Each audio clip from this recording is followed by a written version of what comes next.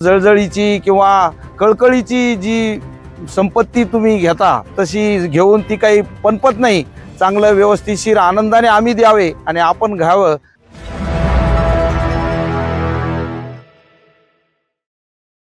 आज इथे धरणे आंदोलन जे जालना नांदेड समृद्धी महामार्ग आहे याच्यासाठी आम्ही सर्व शेतकरी आणि इथे बसलेलो आहोत।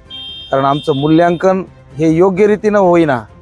यांची पूर्वी सुद्धा आम्ही याच्यात सहभाग घेतला होता आणि पूर्ण आम्ही इथे बसलो होतो, पण काही प्रशासनाने काही आमच्या राजकीय व्यक्तीने आम्हाला सांगून आणि आमचं आंदोलन स्थगित केलं होतं।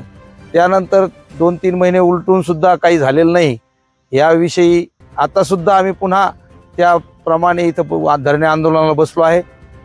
प्रशासनाला हीच विनंती आहे, आम्ही माहेश्वरी समाज जालना जिल्हा आणि आमचा पूर्ण परिवार ह्याविषयी आम्ही इथे यांना सपोर्ट करण्यात आलेलो आहोत की हे प्रशासनाने अगदी निरखून जे की बाय काय व्यथा आहेत, शेतकऱ्याच्या काय व्यथा आहे हे पाहून हा निर्णय घ्यावा। चांगली याच्यात सद्बुद्धी त्यांना भेटो। कारण काय हे जर माझं एक छोटंसं उदाहरण असं आहे की जर जळजळीची किंवा कळकळीची जी संपत्ती तुम्ही घेता, हे संपत्तीच घेणार आहे तुम्ही, तर तशी घेऊन ती काही पणपत नाही। चांगलं व्यवस्थितशीर आनंदाने आम्ही द्यावे आणि आपण घ्यावं।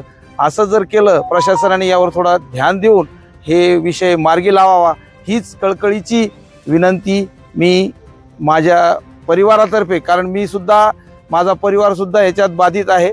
या जालना नांदेड समृद्धी मार्गात आणि माहेश्वरी समाज यांच्या वतीनं मी ही कळकळीची प्रशासनाला आणि राजकीय लोकांना सुद्धा ही कळकळीची विनंती करतो की ही आपण स्वतःहून येऊन हे निर्वाळा द्यावा याचा, एवढं मी ह्या प्रसंगी बोलतोय।